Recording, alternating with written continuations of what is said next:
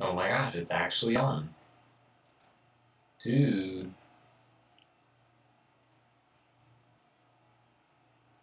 It's actually on. This is exciting.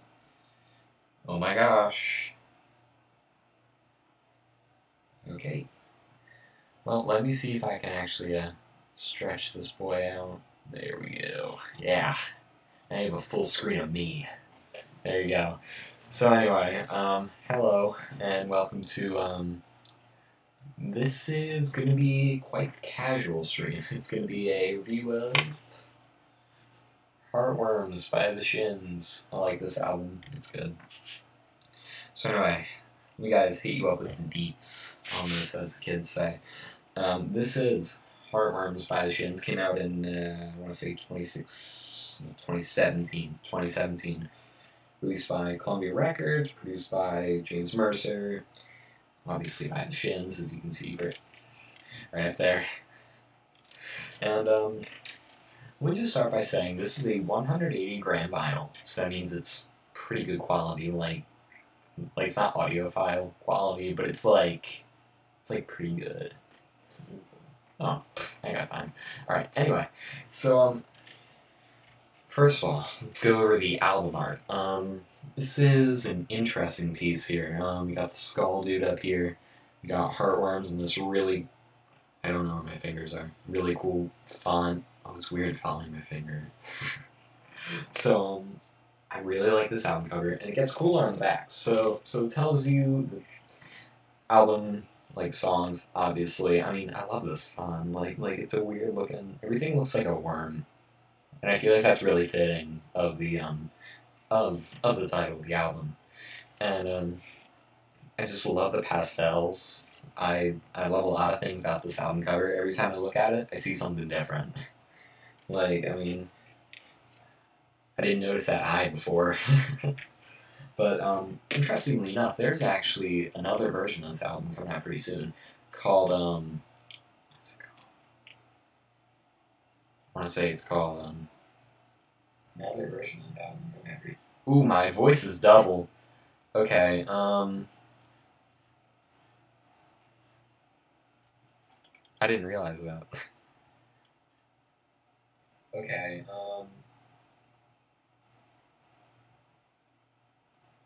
I didn't realize that. Oh, that sounds better. Okay. Anyway. Okay. Now that we're actually doing... Oh, I should probably mute myself. Anyway, back to the album. I already did the download code for this, so no one's going to be able to see all that. Yeah, that's right. So, let's get right into this with the lyric sheet. I love the lyric sheet. It looks very,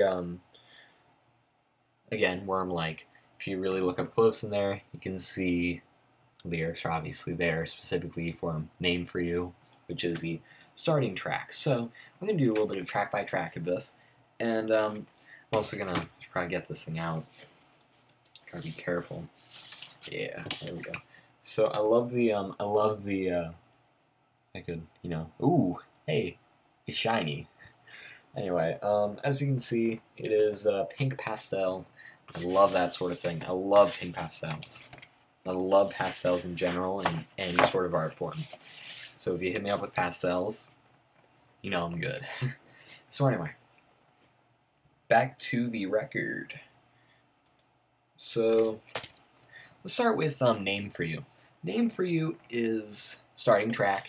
It starts off with, I don't know why, but it reminds me of country music for some reason. And me, I'm not really a fan of country music. But anyway, I felt like it was a very interesting start. It definitely set me up for the rest of it, seeing as I've never heard anything else by the Shins before.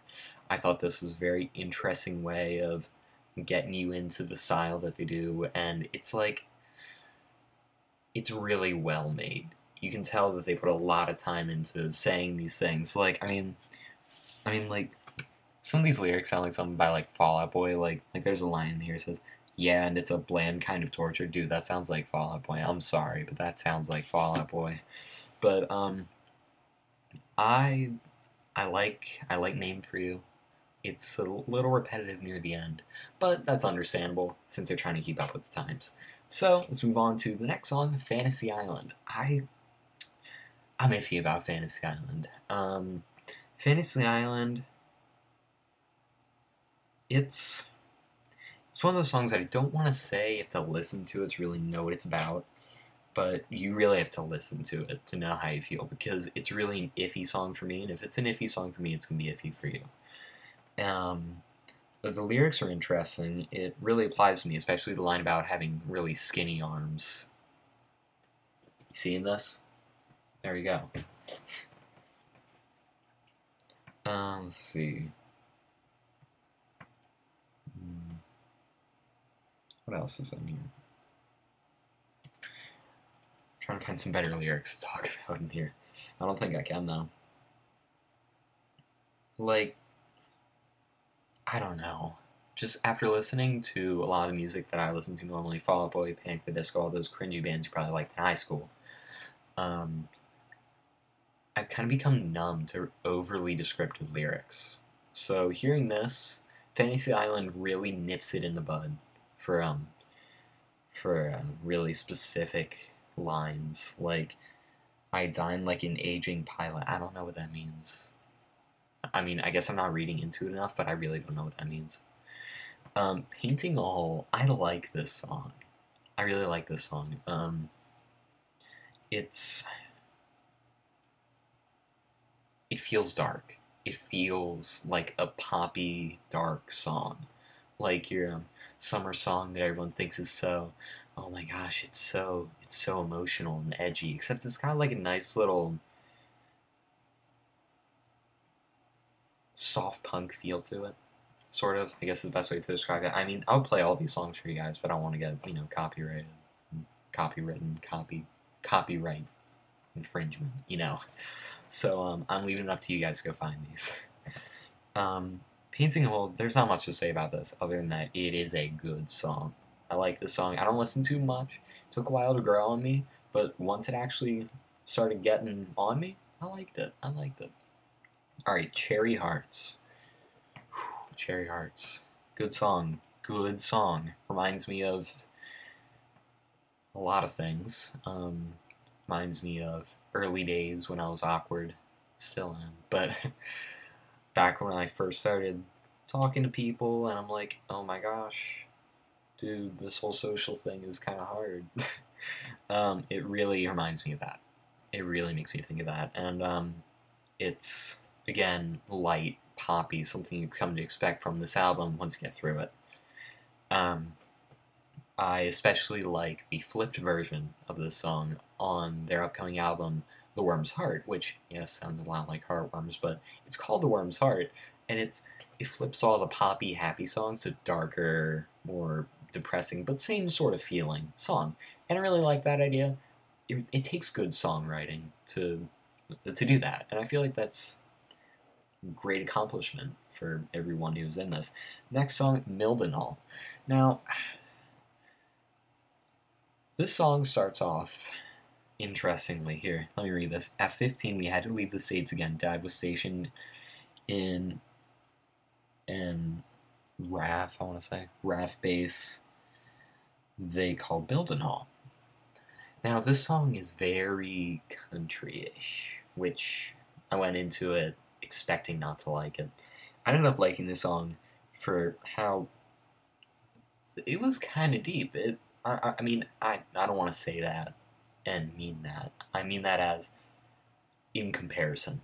It is a well-written, very nicely structured, doesn't really have any structure to it other than the structure that it made for itself.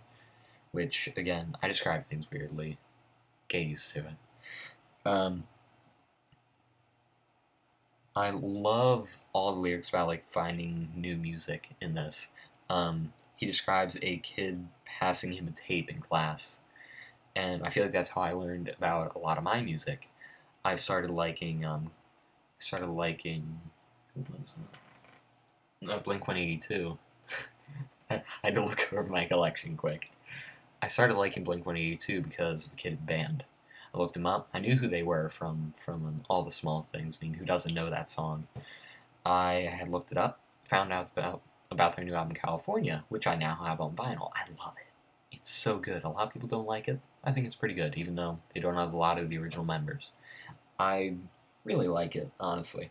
So, that is the A side for you. Moving on to the B side quick. Rubber Balls is... Okay.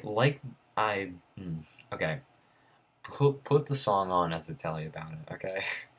I like this song a lot. And I've been saying that about a lot of the songs, but wait till we get to the next one, until I really go off on how much I love this album. So anyway, Rubber Balls is... It's all about someone who you love, but you just can't, like, get away from them. It's a really weird way to think about things, but the lyrics are interesting. There's a lot of vocalizations, I want to say, because in a lot of songs today, we hear them sing, oh, let's sing the lyric la like 5 times. They kind of do this in this, and I'm not a fan of that normally, but they do it really well. It's really well... I keep using the word structured, but it's well structured. This entire album has this certain vibe to it that it makes things that I don't like into things that I like. And that takes a lot of skill, honestly. Now, moving on to my favorite song on the album so far. 500,000. This song, it sounds really poppy. It sounds really light, fresh, but it hits really deep. Last time I heard a song that did that, it was by 21 Pilots. The song "Not Today," if you've ever heard that, it's very much like that in its misleading melody, not compared, but contrasted against the lyrics. And I like when a band is able to do that, which is what I expect out of the Worm's Heart when it comes out. So, I really like this song. You should really check this one out. If you don't check out any of the songs on here, check this one out, alright? It's the only one you gotta look up. For my sake, for your sake, for the person who's probably leaning over your shoulder wondering, what's that kid doing down there? Well, there you go. Yeah. Moving on to Dead Alive. This is one of those songs that, again, it grew on me. It starts off with a little bit of... Here, let me just grab my pens here and do a little demonstration. It starts off with ones... things. Like, yeah, it's pretty stereotypical, isn't it? But again, look at the Shins, back at it, doing it again. Doing something that I like, that I didn't expect to like. I love when a band can do that. I love it. Heartworms, title track. It's gotta be good, right? Right? I like the lyrics better than the actual song itself, and I hate saying that, but the lyrics are much more important than the actual melody in this, and like the actual song, the actual harmonies, the actual structure. It's all in the lyrics for this one for me. And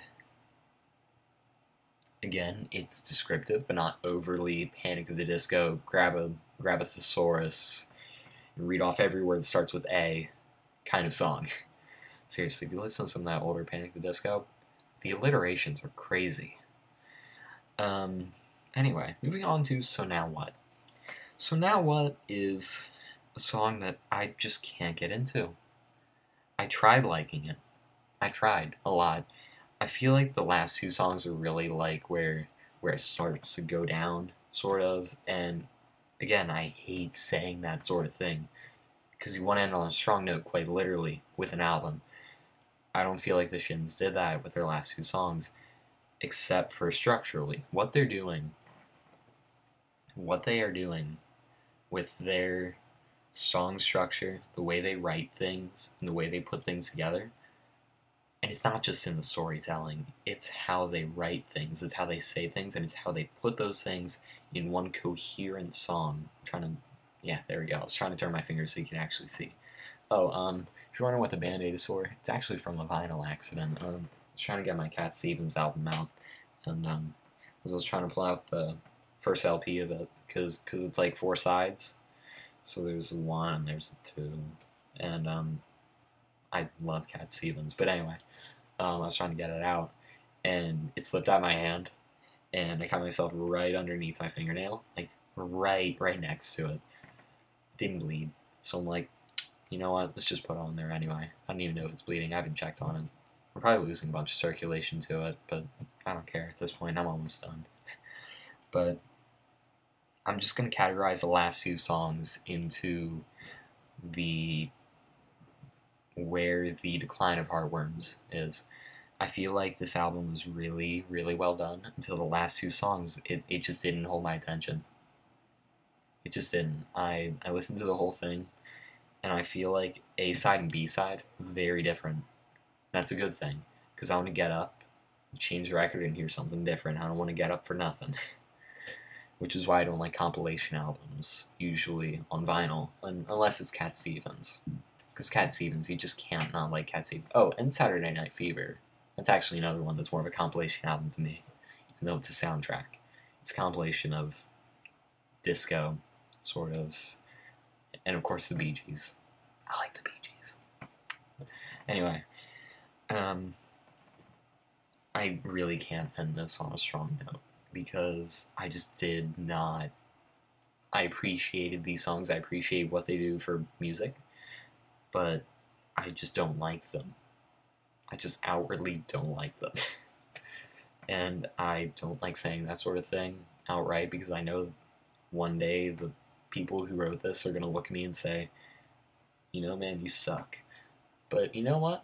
For right now, my opinion, as this is live, it's not a pre-recorded video, so this is outright, like, straight from the heart, me saying that I just don't like the last 2 songs. It just doesn't end it on a strong note for me.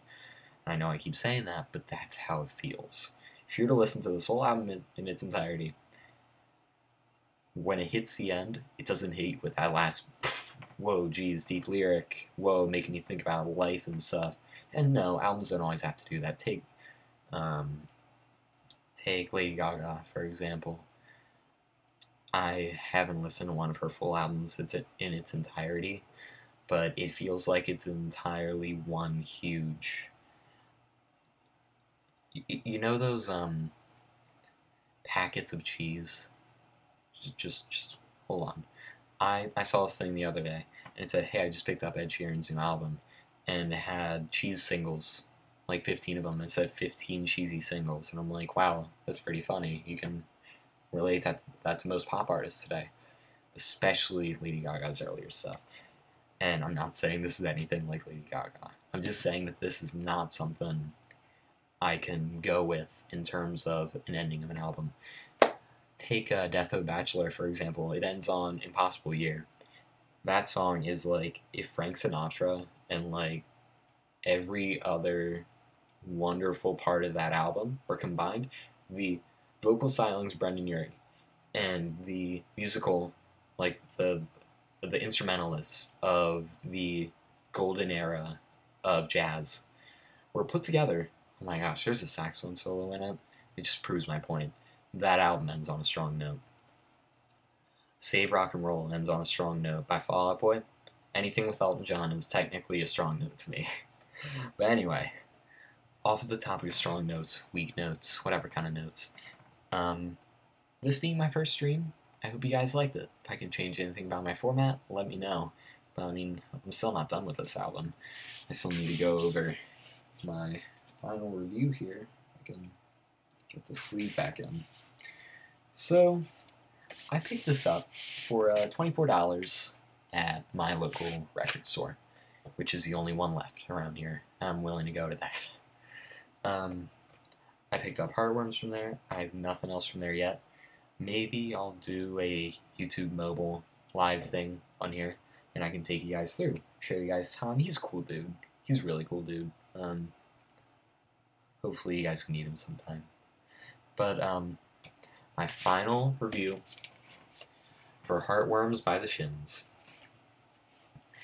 is an 8.5 out of 10. I thought about that before recording this, and I'm like, do I give him an 8? 7.5? No, I gave him an 8.5. Strictly because of how this changed my musical tastes. I did not like the things they incorporated into their music, because they're tropes of other kinds of music I don't like. But the way they did it, and the fact that they're a more independent band and they're not chained to any specific kind of trope in any single way of doing it, that's why I commend Heartworms as a great album, because if something can change my opinion on something, then I think it's a good album. I think it's a good book. I think it's a good, I think it's a good piece of art. I think it's a good person. If anything can change my opinion and do it well without any sort of other coercion, then it's good. If you don't have to incorporate like 5 million versions of it, like saying, oh, hey, here's my opinion in another way, here's my opinion in another way, but like a few of them are like really not okay to say in a social situation, then no, I'm not gonna appreciate that. But my whole point is, Heartworms, my opinion, is that I didn't like a lot of the common ideals of country music. Still really don't. But I mean, I'm trying. Trust me. But I got myself through some of the songs that I thought I wouldn't like, and I ended up liking them. It's like trying to get a kid to try new food. It's like hey, here's a strawberry. Oh, you don't like strawberries? Well, try strawberry. I mean, honestly, as long as you're not allergic to strawberries, you should love strawberries, unless you just really don't like strawberries. And let's just say I was a kid. I didn't like strawberries, and I didn't like the thing at the beginning of Dead Alive. I almost said another song title. But anyway, I really like the fact that they got me to look at music in a different way, and doing it in a way that didn't hinder my listening to the point of, oh, they made me notice. No, they incorporated it well. So I feel like if you don't like certain kinds of music, check out this album and see how you can incorporate it into other songs, and see how you can relate some songs and some other kinds of music. So if you're looking for an influential album that is a solid 8.5, I said 8.5, right? Yeah, 8.5. It's a solid 8.5 in my book. That will change your opinion on some kinds of music. May not end on a strong note, but it definitely has some hits in there that are definitely good, and is nothing like the rest of their music. If you don't like the Shins all that much, this is a big jump for them. This is a big jump. So, my point is that this was a great album. You should check it out. Give it an 8.5, and I hope you all have a wonderful night. After I give my little soliloquy, is that the word I want to say? Monologue, sort of? Yeah. Vinyl the Show is an independent project by yours truly. I don't mean to do any copyright infringement on any of these bands. I hope that this gives them an outlook of the younger-ish generation, the people who are really trying to find different music for themselves, like me. Then hopefully you can find that and attune your musical stylings to all kinds of people, especially in this channel right here, which is where the people who don't want to comment on videos do this album next. Then what you can do, send me a comment, and I will be happy to review yours. So this is a channel for the people who don't feel like talking to other people. So, without further ado, I hope you all had a wonderful time watching this almost 25-minute review of Heartworms. Much longer than any other review, with a very, very low budget, and literally just a streaming service with no other graphics on it. But hopefully you get used to it, and I don't know if I'll be doing any recorded videos, but I'll definitely save my live streams for you guys to watch. So, anyway, I hope you all have a wonderful night, because I, filmed this at like 8:30ish. So yeah, hopefully you guys have fun with this. I had a lot of fun with this. And, yeah. I, again, hope you have a wonderful night. And see you all very soon with a review of... I don't know, I'll go pick some with my eyes closed.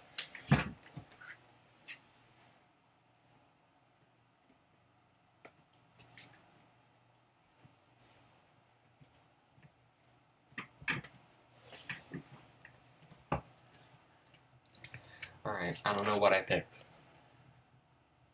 Oh, it's Purple Rain. I don't mind this at all. Dude. Jeez, come on. This is a good album. I could do this one right now if I wanted. Oh my gosh, you don't even know how much I love Prince. I'm gonna love doing this one. Alright, see you guys soon for Purple Rain by Prince and the Revolution. And I don't have an official sign-off word yet, so you guys can come up with one for me, or I'll come up with one before you guys do. Whichever one wins, we'll get theirs as a sign-off quote. So anyway, since I don't have one, good night.